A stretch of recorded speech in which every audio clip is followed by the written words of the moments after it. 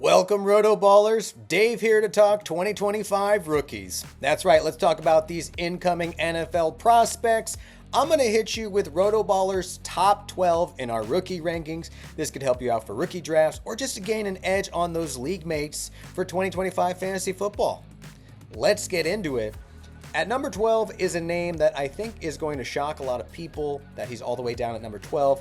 I've seen him atop people's big boards going on as the number 1 overall pick to the Titans. It's Travis Hunter, 2024 Heisman winner. Stud, okay? Can play both sides of the ball. Are you kidding me? But there lies the problem for fantasy. How do teams view him? Do they view him as someone who can absolutely help as a defensive back?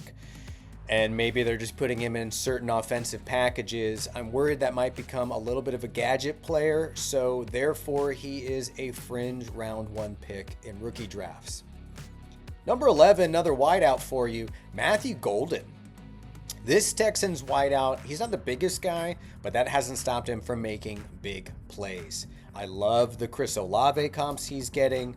I recently saw him mocked to the Steelers, which I don't hate, especially if they keep Pickens, as I see him as a prototypical number 2 on a team. Here's a wide receiver with a lot of size. Number 10, Trey Harris, 6'3", 210, prototypical X who can flat out fly. I think it's going to be very interesting to see what this guy's 40 time is. Though I think he too nets out as a team's number 2, which could still warrant a lot of fantasy production. I'd love to see this guy paired with a big arm quarterback, maybe a Justin Herbert, or even a CJ Stroud. At number 9, we got our first running back, and our first name I may or may not butcher, Quinshon Judkins. Very excited about this Ohio State running back. This dude runs hard. A lot of shades of Isaiah Pacheco or Joe Mixon type. He's a little chaotic out there, but that's pretty fun to watch, and that can be very fun for fantasy. And there's some big name teams that need a star running back. We're talking Chargers, Browns, could be the Cowboys. Love to see this guy on any of those teams. Number 8, tight end has entered the chat, y'all. It's Tyler Warren, 6'6", 261. This dude can do it all. I definitely think he's going to follow the trend of the Sam Laportas, Brock Bowers, who shows production in year 1 despite being a tight end. How about I give you number 7 and number 6 because they're both running backs. Trevion Henderson and Caleb Johnson at number 6. Henderson's a bit more of a conundrum to me. I could see him as a complementary back. I could see him finding his way in a 50-50 split. I like the Aaron Jones comp. I have seen Jahmyr Gibbs comps, which feels pretty lofty for Henderson. But Caleb Johnson is a dude I like a lot more. I mean, this is a dude who is setting records at Iowa as a freshman. Continued to be productive. Dude has big play ability. We're talking 9 runs of 25 plus yards, 2 runs of 50 plus yards in just 4 games. So I think he has third down potential and showed he can handle a big workload. Going to be a lot of fun for fantasy.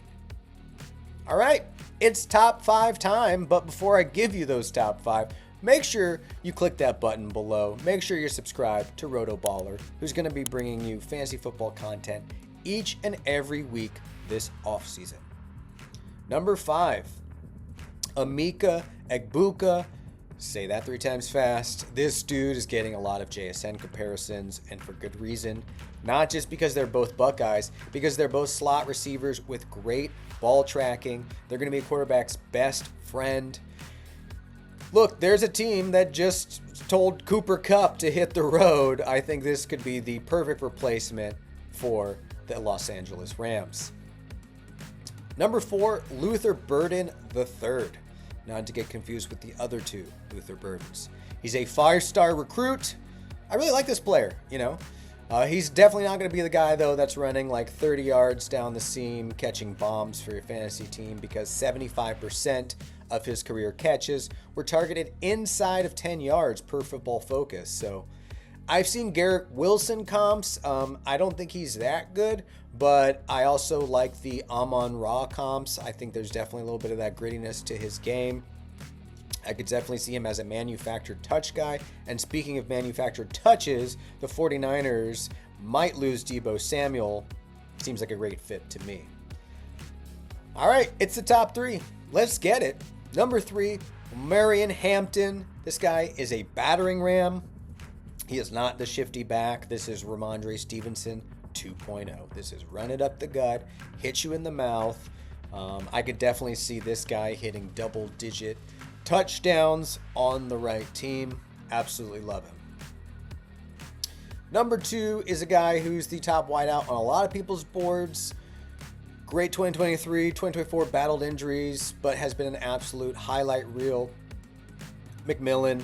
I've seen Drake London comps, which I like for both the good and the bad. The bad being a lot of knocks on Drake London coming out of USC was, could he create separation in the NFL? How's he going to do against press coverage? I have those same questions for McMillan. We saw Rome Odunze struggle a little bit last year. He had some of those same knocks coming out of college. But the dude is a baller. So in the right situation, I think he's going to be just fine. Okay, number 1, I'm not going to draw it out anymore. Unless you've been living under a rock, you know it needs to be Ashton Genty. This is a guy who Lance Zierlein comped to some guy named LaDainian Tomlinson.